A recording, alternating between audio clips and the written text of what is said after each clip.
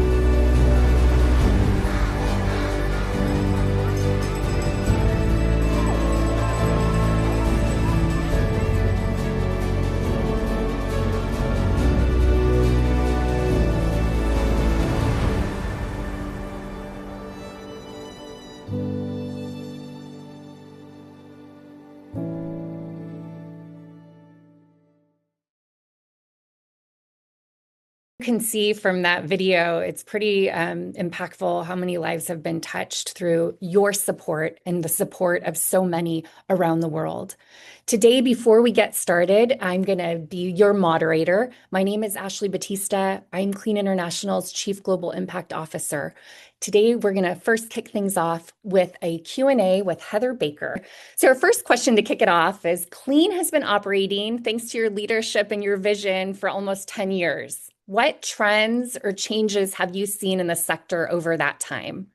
Yeah, no, thank you. Yeah, Clean's excited to celebrate our 10th anniversary in 2026. So thank you all for all the support over all of these years. And it's a good question around what has changed in the water sector and in the industry that we've seen over this last decade. And I think one of the main changes and trends we've seen most recently has really been around increased collaboration to meet the need around the world for water. And as you all know, over 2 billion people around the world, which is about a quarter of the world's population, still lack the access to sustainable clean water and direct access to a faucet like we all usually have in our homes. And so it's a very big need. And we've seen really in the last few years just this momentum around solving this water crisis.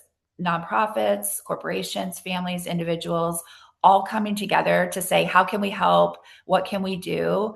And we've really seen a lot of work being done with collaboration between organizations, between companies, between families and individuals to help in their own communities and to help around the world. And so what's been even brighter in everyone's purview is that we're going to solve the water crisis together. And that we've seen come together between all of these organizations in the last few years. And that's been really exciting. It's really powerful. Heather, Clean's values, as you have been such a huge part of, and are excellence, impact, sustainability, collaboration, and optimism. Can you talk about why these are important for the projects that Clean International does? Yeah, no, thank you for sharing the values. Excellence, impact, sustainability, collaboration, and optimism are Clean's values. And I think just to highlight one of those maybe and how it relates to our projects, I would say sustainability is really one of our key components to all of our projects. And what I mean by that is just thinking about every project and how sustainable it is. When we first started Clean about 10 years ago, we realized and kept hearing the statistic that over 1/3 of all of the water projects around the world that had ever been completed were no longer working. And so that was eye-opening for Clean. And we really decided from the beginning to make sure that everything that we do is sustainable, meaning also that the communities that we're helping, whether it's a well or water filters, can do the upkeep and maintenance and have the knowledge of how to fix things if they break over time and want whatever the solution is that we're providing. And so sustainability is really a key factor and always has been for Clean, and really is integral to making sure that the projects are successful from the beginning. Yeah. Another value you mentioned is collaboration. Can you talk about the role this plays for Clean? Sure. So we really are built on collaboration because we're working in over 15 countries around the world, working on projects that provide access to clean water, which I know we'll highlight today with one of our partners, meaning water filters or wells and access to water through rainwater harvesting. And then we also work on saving water in different regions around the world, especially in regions that are water scarce, that are really facing kind of those day zero scenarios where they may run out of water. And so collaboration is really key. As we work across all of those nations, we're partnered with NGOs, engineering firms, communities in those specific towns or villages where we're working. And so the idea that it's coming kind of from the ground up, the solution is very integral into Clean's projects. And so really collaboration is starting with asking, is this a wanted and needed solution by the community that we're partnering with? And the feedback from our NGO partners that are based there in the community and from the communities is really the very first step toward very successful collaboration together, so that we're sure after 10 years it's still wanted and needed and it's still being maintained. And so that is definitely a very integral part for Clean, and one that we really enjoy, meeting everyone and just collaborating together. Thank you, Heather. I think that's a great segue to our next portion of our chat this morning. Before we introduce Leon, I did want to talk a little bit about the Democratic Republic of the Congo. You'll see in the photo that children, who are often the ones to go and collect water, are collecting water, surface water from a stream that's often contaminated. Over 50% of people in the Democratic Republic of the Congo lack access to clean water. And with that, children unfortunately do not reach the age of 5 in many cases in this region because of waterborne illness.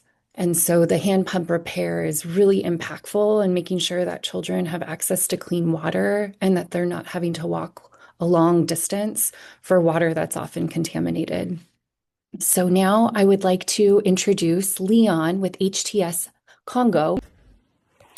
In 2010, HTS Congo founder Leon Fontier took his family on a trip to the Democratic Republic of the Congo to show his children his country of birth.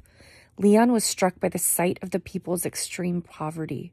On his return to the USA, Leon dreamt of a grassroots effort that could transfer technologies and improve the health and well-being of the people in the region. Leon began educating friends and family about the crisis he had witnessed. Within a year, 6 people gathered in Penn Yan, New York, determined to form a non-governmental organization that could bridge the ocean and give a hand. We are so grateful to partner with Leon in repairing hand pumps throughout the DRC. This work helps provide water to so many people in need. Leon, thank you for being here. To kick us off, could you share how hand pump repair makes an impact? Well, we work in mostly rural area of Congo, and also in the city of Bandaka, and most people rely on the traditional hand pump seen all over Africa, and the first step to be able to repair the pump is to have the technicians available. They have to have the knowledge of the various pump used. Basically in the Congo, there's basically 3 brand of pump being used with different technology for each one of them. And so we need a technician with the knowledge for each of those brands, and they also need to have the tools necessary to go. It takes transportation, it takes the tools, and the second part that's really needed is the spare parts, and that's a major problem in the Congo, because most merchant will want to sell you a complete pump and doesn't carry the parts. So those are the two main conditions to, in order to be able to go and repair a pump. What is the impact, Leon, for a community once the pump is repaired? Uh, well, first of all, when a pump breaks, water is needed on a daily basis. So once the pump is broken, people reverse to the old ways of going, get water, surface water somewhere. And sometimes it's a long, they have to walk a long distance in the forest to find a spring or whatever. So the repair, restore access close to the home. And the closest, the access to the water is, the closest to the home, water is, the more it's used and the more effect, the clean water has on the health of the population using the pump. Uh, Cholera is endemic in the part of Congo where we work. And during the rainy season, often there's outburst of of the disease, and so clean water is absolutely essential to the health of the community. Yeah, thank you, Leon. How is this project inherently sustainable? Well, we've been working almost as long as Clean International in Congo. We celebrated a 10th anniversary not long ago, and over time we have decided that there's three conditions that needs to be in place to for the water system to be sustainable. Number one is availability of parts. If there's no parts available, we cannot repair the pump. So this is absolutely essential. The second is, like I said before, we need technicians that can visit the various villages and repair the pumps. And then the third one, which we actually working very hard now to implement, is for the population to take control of their own system and take responsibility for their pump. It's easy to say, but it's not really ingrained in the community to take a communal responsibility. So we have a team now that's worked with the village elders to take responsibility for their own pump. And that would, once those three conditions are in place, we are sure of the sustainability of the system. Yeah. Thank you, Leon. Thank you for your partnership and the impact you are helping to make on so many lives in the DRC. We're very grateful for your partnership. Thank you, Leon. I think that your example of the project and the partnership that we've been working together for years now in the Democratic Republic of the Congo, and it's such a good window into just one of the types of projects that Clean works on, but also you can see the work that Leon's team is doing day in and day out. And I just want to say, for all of our donors on the call today too, that the communities that you're seeing receiving a fixed hand pump so they do not have to gather water where they may end up with cholera is only possible through your donations to Clean. It really is only possible that way. And so you can really see the impact that you're making on so many lives. Hundreds and hundreds of people use the hand pumps every day for water. And if they were broken and without Leon's team there with parts and engineers and for your support to make all of that happen, people would only be going back to the streams that Ashley showed earlier to gather water. And so we just want to say thank you for that. And it's a good window into the need around the world. You can see just the great need in general, but also just the positive story of what can come together and happen.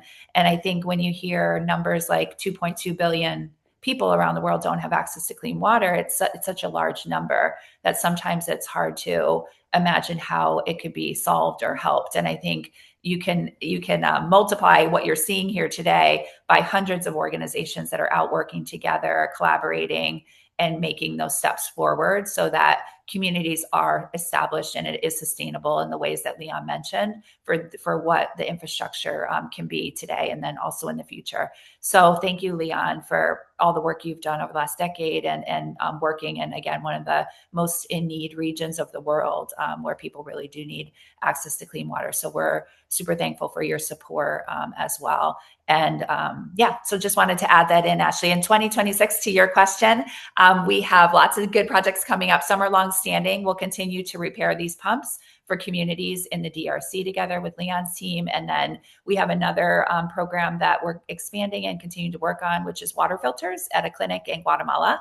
So we're all working together on that to make sure that families there do not get sick again from the water, and a water filter is an easy way to solve that. And then we've been building rainwater harvesting systems at schools, mostly across Southeast Asia, where students need access to clean water and it rains a lot. So those are all projects that, so there's a lot more, but those are a few to highlight for 2026. So thank you. Yeah, thank you, Heather. I don't see any questions yet in the chat. If anyone on the call has any questions you'd like before we wrap up our fireside chat, we'd love to hear from you. But feel free also to email us anytime. You have our email, but it's at engage@cleaninternational.org. And in case you have any questions, I'll share some resources in the meantime and look for those questions in the chat. If you are interested in learning more about this issue, there are wonderful resources out there. And also, if you want to share information with others about the issue, because that's what's really powerful for Clean, is just getting the word out there so that we can collectively make even a greater impact, because the need is so great. Brave Blue World is a really amazing documentary. You can find it on Netflix. You could do a quick Google and also watch clips on their website. It's put on by Blue Tech, which is an amazing research firm, and we're so grateful because they've just given us some great insight over the years. But Brave Blue World is really wonderful because it shows an insight of how water impacts us all in different ways. There's also The Worth of Water. You could read that book or you can listen to it. It's a great listen because Matt Damon, yes, the actor, he's very passionate about water and is a good champion for the cause. And he helps narrate it with Gary White, the founder of water.org. And it's a really great insight into the issue and the water crisis issue. Washdata.org is also a wonderful resource. We use this often. We use this to really look at the issues across the globe, especially when we're looking at different basins and areas to really make the most impact. Great resource. Those are the top three. We'll also share more as a follow-up to this meeting, but we really encourage you, if you're interested in learning more, to check those out. Clean also has our Everyday campaign. Every day, we can all make a difference when it comes to water. It might be picking up trash in our neighborhood, sharing information, becoming more educated on the issue. And so on our website, cleaninternational.org, you will find different resources for our Everyday campaign. We also are coordinating volunteer efforts through this campaign globally. And so if you are interested in volunteering or getting groups together to volunteer, please let us know, because we are happy to help coordinate and get more people taking action for water. And so with that, I don't see any questions in the chat today, but we just want to thank you so much for taking your time in this 30-minute fireside chat. It's our first, so thank you for being patient with some of the technical glitches, but we just are so grateful for your support and sponsorship of Clean International. You have touched and saved so many lives over the years. So thank you so much. And Heather, any final words before we end our call today? No, thank you. Thanks everyone for your time and watching this video on the recording that we send out as well. And we just want to say thank you so much, and that just so you know the difference that you're making. And please do reach out. We are here and would love to connect with you. So as Ashley mentioned, you can email us, engage@cleanernational.org. Feel free to give us a call anytime. Leon as well, HTS Congo is our featured partner this time. And so thank you, Leon, for just being here. And again, for all your work. And we really appreciate it. So thanks, Ashley, for moderating. And Happy New Year, everyone, and happy holidays. Yeah. Thank you. Have a good day, everyone. Bye-bye.